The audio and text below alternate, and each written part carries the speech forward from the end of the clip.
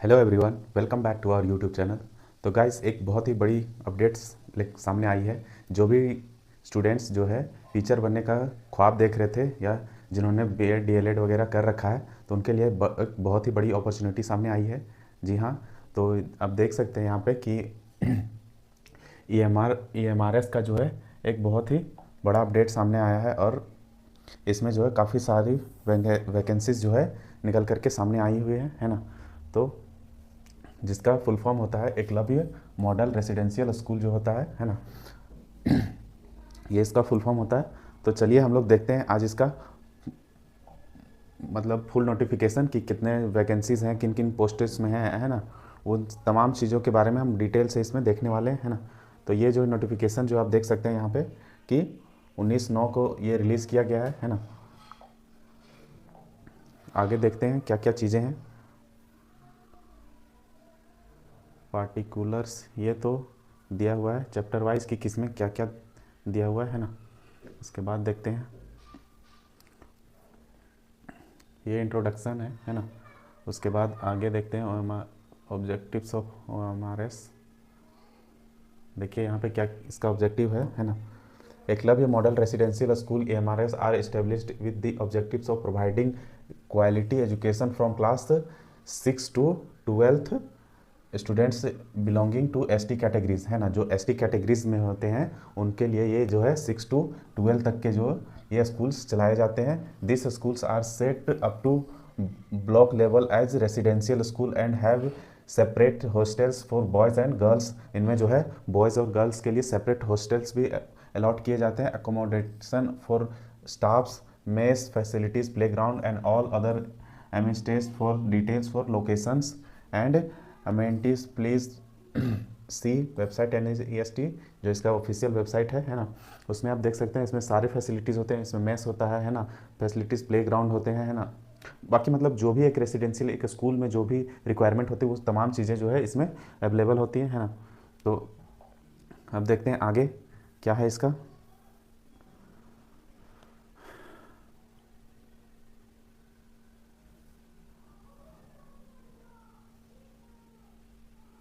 हाँ, तो देखिए यहाँ पे फीस स्ट्रक्चर के बारे में बात किया गया है ना। तो इसमें जो है सबसे पहले फीस स्ट्रक्चर को ही डिनोट किया गया है। तो इसमें जो है प्रिंसिपल के लिए जो है 500 लगेंगे, है ना।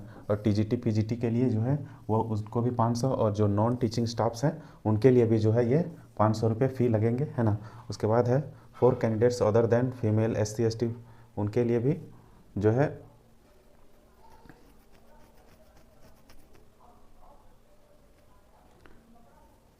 तो अब देखते हैं आगे क्या चीज़ दिया हुआ है ना।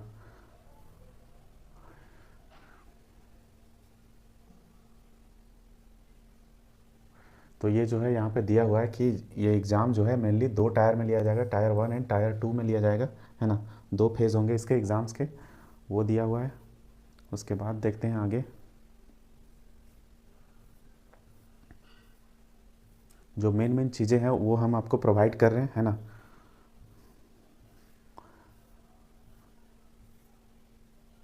हाँ, तो अब देखिए यहाँ चैप्टर 3 में आपका है दिया हुआ कि ये हमारा स्टाफ सिलेक्शन एग्ज़ाम का जो है किस किस में कितने कितने पोस्ट हैं, है ना। वो देखते हैं। सबसे पहले तो देख सकते हैं आप लोग यहाँ पे प्रिंसिपल के लिए भी वैकेंसीज आई हुई हैं इसमें, है ना। जिसमें जो है टोटल वैकेंसी जो है 225 रहने वाली है। उसके बाद जो है पीजीटीज़ के लिए है वो जो है 1460 पोस्ट हैं, है ना। उसके बाद जो है टीजीटी के लिए जो है आपका 3962 सीटें हैं। उसके बाद फीमेल स्टाफ नर्स, है ना। इसमें जो है नर्स के लिए भी जो है स्टाफ जो है इनको रिक्वायरमेंट होती है ना। और अगर आपके कांटेक्ट में या जो भी नर्सिंग फील्ड में है, इसमें BSc नर्सिंग मांगा है, BSc नर्सिंग मांगा है ना। तो जो भी आपके रिलेटिव्स में होंगे उनको भी ये इन्फॉर्मेशन दे दीजिएगा। इसमें भी काफ़ी सारे वैकेंसीज़ है, 550 वैकेंसीज़ हैं, है ना। तो इसमें भी एक बहुत ही अच्छा अपॉर्चुनिटी है। हॉस्टल वार्डन के रूप में आप अप्लाई कर सकते हैं, जिसमें 635 पोस्ट हैं, है ना। अकाउंटेंट है, जो भी अकाउंटेंट होंगे उनके लिए है 61 पोस्ट, है ना। जूनियर सेक्रेटरियल असिस्टेंट को भी जो है यहाँ 228 सीटें हैं, है ना। लैब अटेंडेंट के लिए सीटें हैं ये 146 सीटें हैं, और कुल मिलाकर के जो है 7267 सीटों पर जो है वैकेंसी आई हुई है ना। तो ये बहुत ही अच्छी अपॉर्चुनिटी है ना। धीरे धीरे सारी चीज़ों में जो है आ रहा है। अभी कुछ ही दिन पहले जो है आपका DSSB में जो है वैकेंसी आया हुआ था, है ना। उसके बाद ये तुरंत बाद ही इसको लाया गया है ना। उसके बाद देखिए आपका उसके बाद दिया हुआ है आपका post of grade of teachers, है ना, जो आपका सबसे पहले क्या दिया प्रिंसिपल ग्रुप्स में, है ना। प्रिंसिपल ग्रुप्स में यहाँ पे दिया हुआ है कि सबसे पहले कि आपका ग्रुप ए में डिवाइड किया गया है इसको, जो है अनरिजर्व के लिए जो है 116 सीटें हैं, OBC के लिए 60, SC के लिए 33, ST के लिए 16 और टोटल जो है ये 225 है आपका, है ना। उसके बाद आगे देखते हैं हम लोग नेक्स्ट आगे सीटें हैं जो है ये टोटल सब्जेक्ट्स हैं जिसमें जो है इनका रिक्वायरमेंट होगा। तो इंग्लिश के लिए जो है 112 पोस्ट हैं, जिसमें अनरिजर्व के लिए 47, EWS के लिए 11 और 30 OBC के लिए, है ना। इसी प्रकार से सारी सीटें डिवाइड की गई हैं। तो इसमें हिंदी है भी है, मैथ्स भी है, केमिस्ट्री भी है, physics, bio, history, geography, commerce, economics, computer science, है ना। टोटल 11 पोस्ट हैं, है ना, जो ये टीचिंग से रिलेटेड हैं। तो इन सारे सब्जेक्ट्स को देख लीजिएगा कि किस में आपका है, और जिनका नहीं है तो भाई उनका ही क्या किया जा सकता है, उनका तो आया ही नहीं है ना, बाकी सब्जेक्ट्स का। उसके बाद जो है TGT के लिए देख सकते हैं आप यहाँ पे TGT के लिए कौन कौन से सब्जेक्ट्स हैं। तो TGT के लिए हिंदी है, इंग्लिश है, मैथ्स है, सोशल स्टडीज़ है, साइंस है ना, और कंप्यूटर साइंस है। तो इसमें भी अच्छी खासी वैकेंसीज़ हैं, है ना। उसके बाद देखते हैं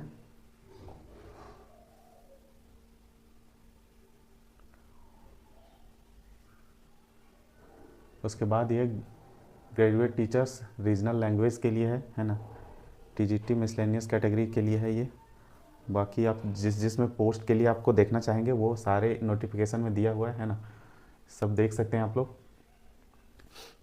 हॉस्टल वार्डन के लिए यहाँ पे देख सकते हैं कि मेल के लिए 346 सीटें हैं, फीमेल के लिए 289 है, नर्स के लिए तो ये है ही, है ना। बाकी सारी चीज़ें हैं। उसके बाद है क्या दिया हुआ है, पोस्ट दिया हुआ है कि कौन कौन से पोस्ट पे आप भर सकते हैं इसको, है ना। उसके बाद है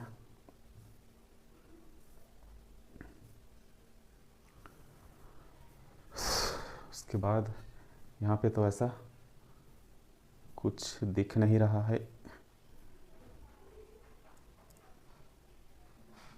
हाँ तो देखिए आप यहाँ पे पोस्ट डिटेल्स, है ना, post details and level of page दिया हुआ है ना। प्रिंसिपल के लिए जो है आपका लेवल 12 लगेगा, है ना, और इसमें 78,000 से शुरू होकर के 2,92,100 तक जो है इसका जाएगा। और इसमें जो है PGT के लिए जो है आपका देख सकते हैं 47,000 से 1.5 लाख तक के जाएगा, और TGT जो है आपका 44,000 से शुरू होकर 1,42,000 तक जाएगा। तो इसी तरीके से सबके पे लेवल्स हैं, है ना। देख सकते हैं यहाँ पे हॉस्टल वार्डन के लिए भी है 29,000 से 92,000 तक है। उसके बाद फीमेल नर्स के लिए जो है 29,000 से जो है आपका 92,000 तक है। इस तरीके से आपका पे लेवल दिया हुआ है ना। उसके बाद देखते हैं, हाँ तो ये जो है आपका प्रिंसिपल के लिए जो है देख सकते हैं आप यहाँ पे कि प्रिंसिपल के लिए एलिजिबिलिटी क्या क्या सब्जेक्ट्स हैं, उनको किन किन मार्क्स किन सब्जेक्ट्स पे उनको जो है एग्ज़ाम देना है ना। तो इनका भी जो है 100 मार्क्स का होगा टोटल, है ना, और नंबर ऑफ़ क्वेश्चंस भी 100 होंगे। उसके बाद आगे देखते हैं, सब हमें तो टीचर्स के लिए देखना है ना, PGT TGT के लिए मेनली, है ना। तो हम लोग देखते हैं सबसे पहले PGT के लिए, है ना। तो PGT में देखिए आप यहाँ पे दिया हुआ है ये PGT का पोस्ट है ना। तो इसमें जो है जनरल अवेयरनेस पूछा जाएगा आपका 10 क्वेश्चंस, है ना। रीजनिंग एबिलिटी जो है वो होगा 15 क्वेश्चंस। नॉलेज ऑफ ICT का होगा 15 क्वेश्चन, है ना। टीचिंग एप्टीट्यूड से आपका 30 क्वेश्चंस होंगे, है ना। डोमेन नॉलेज आपका सब्जेक्ट नॉलेज जो है वो 30 मार्क्स का होगा, है ना। और जिसमें जो है NEP आपको पढ़ना होगा, इसमें जो है आपका 10 मार्क्स का होगा, और टोटल जो है 100 मार्क्स का 100 क्वेश्चंस और 100 मार्क्स के होंगे, है ना। उसके बाद जो है आपका उसके बाद आगे देखिए आपका क्या दिया हुआ है कि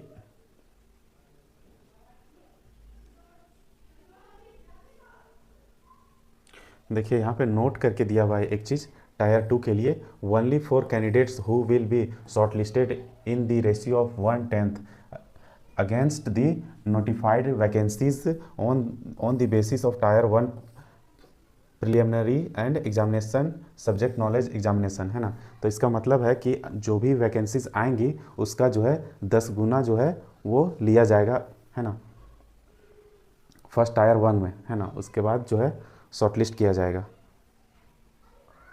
उसके बाद देख सकते हैं आप यहाँ पे ये जो है आपका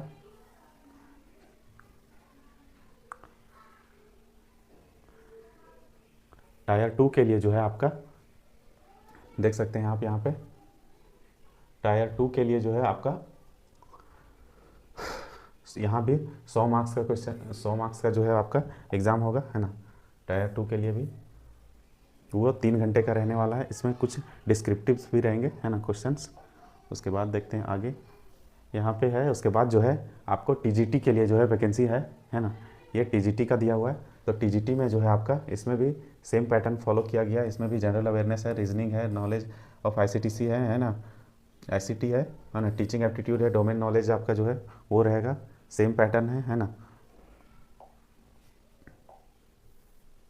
देख सकते हैं आप इसमें भी टायर 2 100 मार्क्स का रहेगा। उसके बाद जो है सारे, उसके बाद देख सकते हैं आप हॉस्टल वार्डन वगैरह के लिए जो है आपका ये सब आ जाएगा।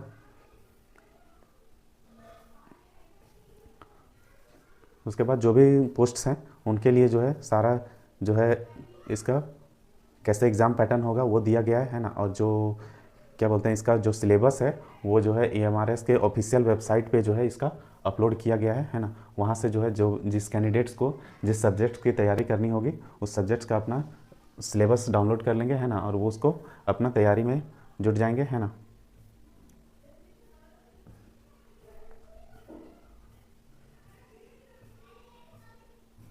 बाकी तो वैसा कुछ और नहीं है।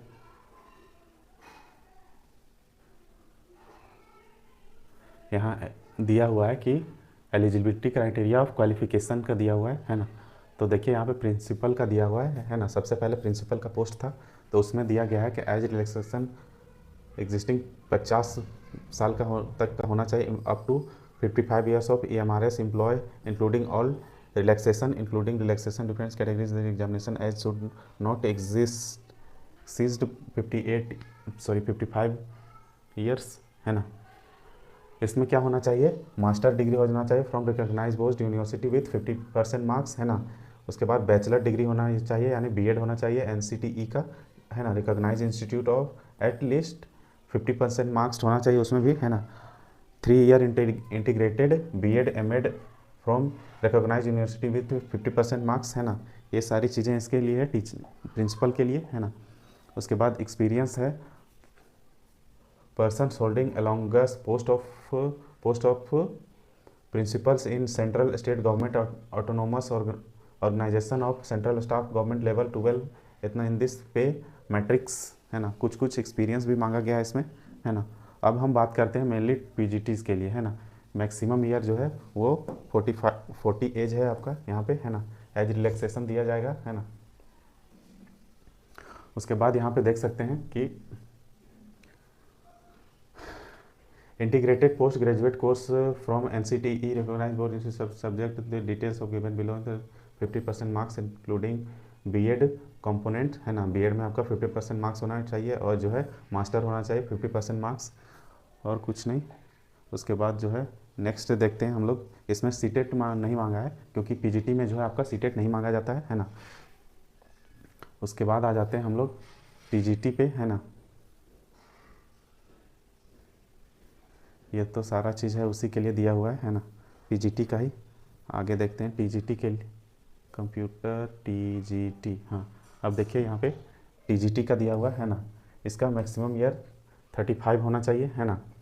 उसके बाद जो है इसमें क्या मांगा गया है, 4 year integrated graduation course from NCT recognize with in the at least 50% marks in all subject जो है उसमें 50% मार्क्स होना चाहिए। Bachelor honours degree from recognize institute 50% marks होना चाहिए, जिसमें आपका जो है ऑनर्स पेपर होगा, जो मेन पेपर होगा उसमें होना चाहिए, है ना। उसके बाद देखते हैं आगे क्या दिया हुआ है कि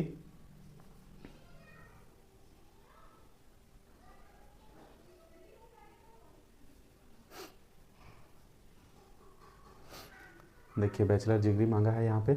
उसके बाद जो है आपका देखिए यहाँ पे सीटेट को भी बोला गया है। सेक्शन सी में qualified in the central teacher eligibility test paper 2 conducted by the government of India. इसमें जो है आपको क्वालिफाई होना चाहिए। Not to 4 years integrated graduation degree course BEd component B is not necessary, however at least 50% marks in all subjects including and also in aggregate is mandatory, है ना। तो 50% marks जो है इसमें भी मांगा गया है आपको। तो ये था आपका मेन जो है 2 चीज़ों पे था, है ना। ये अपने अपने सारे सब्जेक्ट्स का दिया हुआ है ना। और देख लेते हैं और कुछ वैसा है क्या। म्यूजिक टीचर्स के लिए ये सारे, लाइब्रेरियन के लिए है, यहाँ फीमेल नर्सिंग स्टाफ के लिए क्या क्या चाहिए देखिए। यहाँ पे बताया था मैंने बीएससी नर्सिंग होना चाहिए, है ना। बीएससी नर्सिंग होना चाहिए, सिर्फ डिग्री ही होना चाहिए, इसमें मार्क्स का कोई नहीं है ना। उसके बाद BSc nursing recognized nursing midwife to have year experience in minimum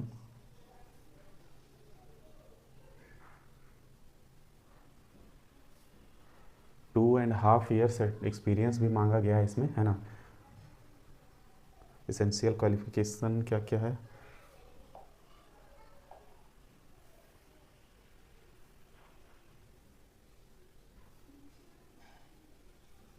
four year integrated graduation degree course of recognized institute of the teachers recognized institute. ये सारी चीज़ें तो कुछ वैसा नहीं है ना। बस ये था फुल नोटिफिकेशन आपका, है ना। उसके बाद यहाँ पे एज रिलैक्सेशन की बात की गई है यहाँ पे देखिए, है ना।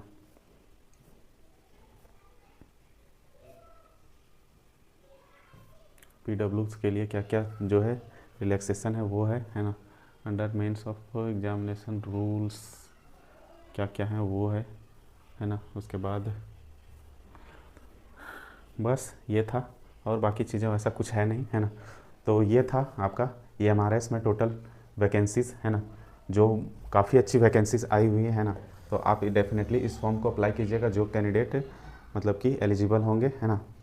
और अपने टीचर्स का जो सपना था बनने का आपका वो पूरा करें, है ना। मिलते हैं नेक्स्ट वीडियो में, तब तक के लिए bye bye and take care.